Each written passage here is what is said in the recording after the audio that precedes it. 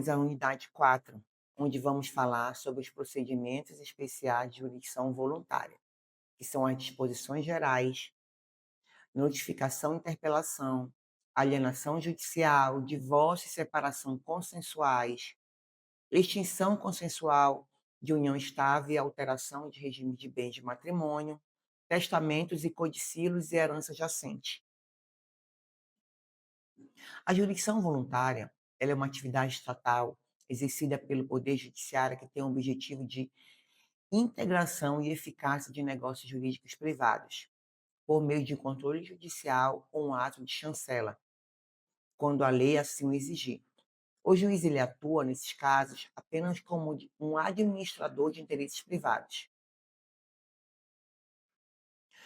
As características essenciais são a ausência da lide, né, que é a ausência de conflitos, e as pessoas que participam do procedimento, elas são chamadas de requerentes, e não de autor e réu, pois não há litígio entre eles. Embora exercida por juízes e sob a forma de processo, a atividade jurisdicional é predominantemente materialmente administrativa ou constitutiva. O juiz ele não resolve o conflito, mas apenas contempla a vontade das partes ou fiscaliza a legalidade de um negócio jurídico. E ele tem outra característica, que é a inaplicabilidade da coisa julgada material. A decisão proferida na jurisdição voluntária, ela não faz, em regra, coisa julgada material.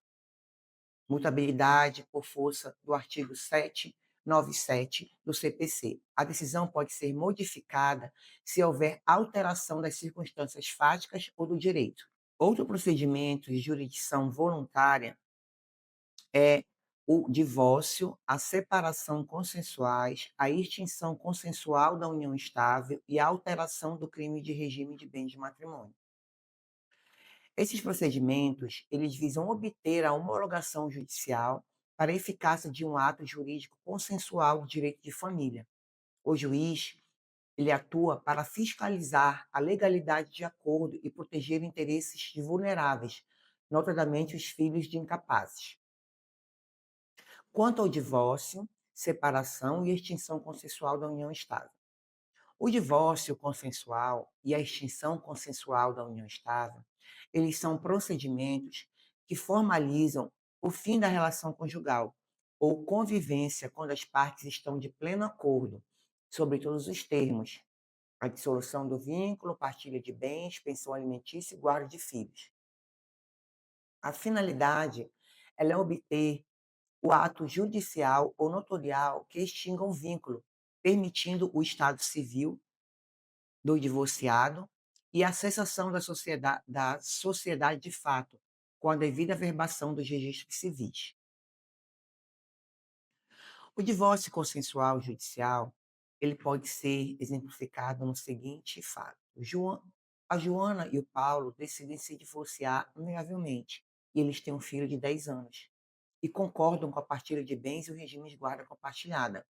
Então, a ação cabível, ela seria um divórcio consensual judicial, onde ambos possuem o mesmo advogado ou advogados diferentes, protocolam a petição em comum acordo, né? E o Ministério Público e o juiz analisam esse acordo, especialmente as cláusulas que tratam de guarda e alimentos do menor, para garantir que os direitos da criança sejam preservados. A sentença ela é a homologação do acordo, extinguindo o casamento e determinando a expedição de mandato de averbação. Quanto à alteração do regime de bens de matrimônio, ele é um procedimento que permite que os cônjuges alterem o regime de bens escolhido no casamento, passando a vigorar o novo regime.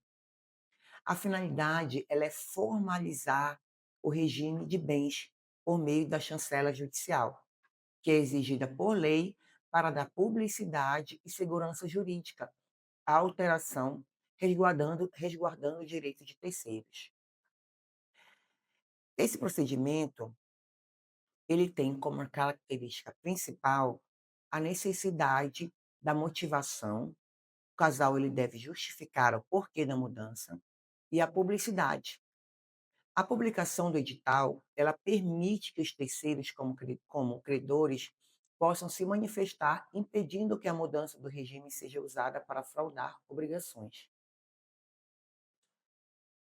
Outro procedimento de jurisdição voluntária é o testamento ou codicílios. Ele é essencial para a validade e o cumprimento das disposições de última vontade de uma pessoa falecida.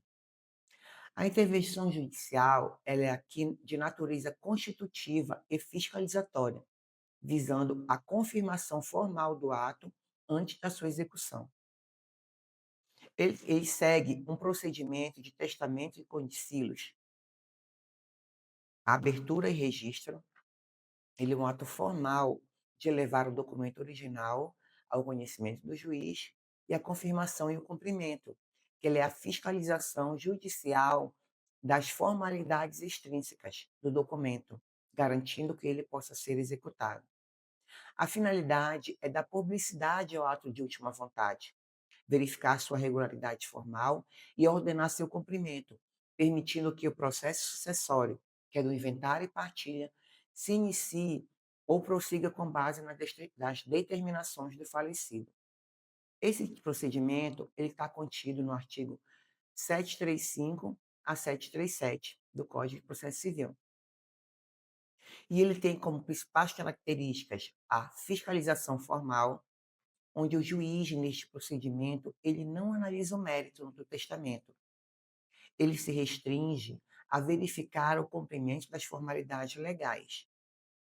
A intervenção obrigatória do Ministério Público, como fiscal da ordem pública, ato pós-mortem, pois a abertura e o cumprimento do testamento, eles só podem ser requeridos após o falecimento do testador, e a sentença de cumprimento, que é uma decisão judicial que ela determina o cumprimento do testamento ou codicilo e é o ato final deste procedimento de jurisdição voluntária. Essa decisão, ela não faz coisa julgada material sobre as validades das disposições, que pode ser questionada em ação própria. Temos também a herança jacente, que é um procedimento de jurisdição voluntária que visa a administração e guarda de bens de uma pessoa falecida quando esta não deixa herdeiros conhecidos, ou quando os herdeiros existentes renunciam à herança e não foram encontrados. A herança jacente, ela é uma massa patrimonial do falecido que se encontra temporariamente sem titular, sobre a guarda e administração do poder público. Já a herança vacante, ela é o estágio final da herança jacente, onde, após esgotados os prazos e buscas legais de 5 anos, e não havendo herdeiros habilitados, a herança é declarada vacante e passa a ser propriedade definitiva do município, Distrito Federal ou União. A finalidade desse procedimento judicial é conservar o patrimônio enquanto se buscam os herdeiros legítimos. Esse procedimento ele está contido no artigo 738 a 743 do CPC. E ele tem como principais características o rito da curadoria.